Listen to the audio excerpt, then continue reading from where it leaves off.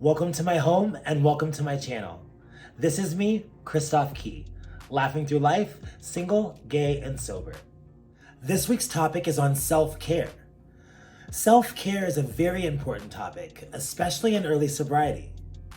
When we're digging through those sometimes painful boxes of the past, it's very important to take care of ourselves during this time. I want to share with you what self-care is to me and what it all involves. The quote for this topic is, "Be enough for yourself first, the rest of the world can wait."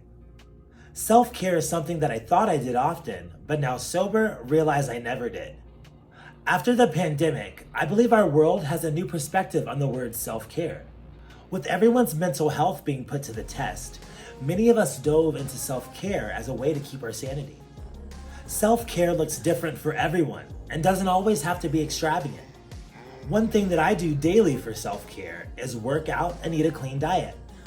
At a quick glance, one might say, yeah, you go to the gym, you eat chicken, rice, lettuce, big deal. But it's much, much more than that. I follow an instructional workout plan that helps me reach my goals. It allows me some time to just be with myself. Yeah, grinding through workouts can be tough, but you know what? Our bodies were made to do this. For many years, I shied away from the gym because it didn't fit into my party lifestyle. Now, when I see the changes in my body and the goals met, it fills me with a sense of pride and confidence that I didn't have before. Nutrition is equally important. I find cooking for myself and chopping vegetables really relaxing. I've always enjoyed cooking, but now that I've gained more knowledge in nutrition, it's like a whole new world has opened up to me. I cook all my meals from scratch. Now, I do know that's not an option for everyone, but personally, I gain a lot of joy from it. I could easily watch TV while waiting for DoorDash, but personally, I love putting time and attention into the food that I'm about to consume. That to me is self-care. In past videos, I talked about hobbies. Spending time doing things that bring you joy is the ultimate form of self-care.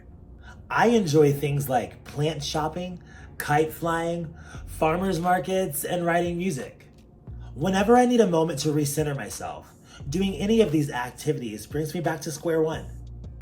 What are some things in your life that bring you instant joy? Be aware of them and play those cards often because they're forms of self-care.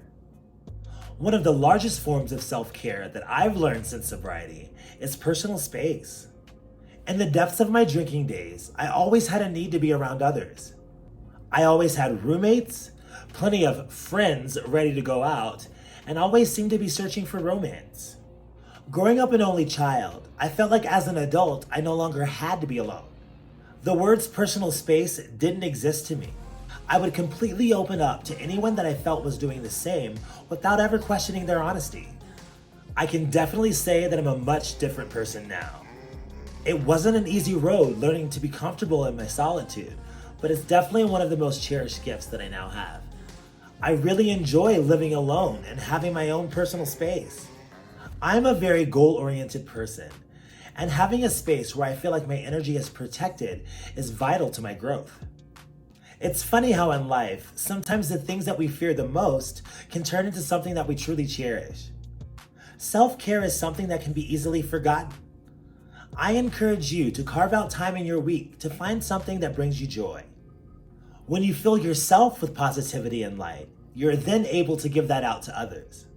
Like Mother RuPaul said, if you can't love yourself, how the hell are you gonna love anybody else?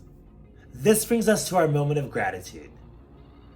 This week, I'm grateful to be able to communicate to others when I'm taking on too much. I've learned how to speak to others honestly when I'm feeling overwhelmed. I'm definitely a people pleaser, so being vocal about when I can't do something when asked is definitely a lesson that I'm grateful to learn. Thanks so much for watching. Hang in there. This is me, Christoph Key. Do you like me? Then make sure to like and subscribe for more videos.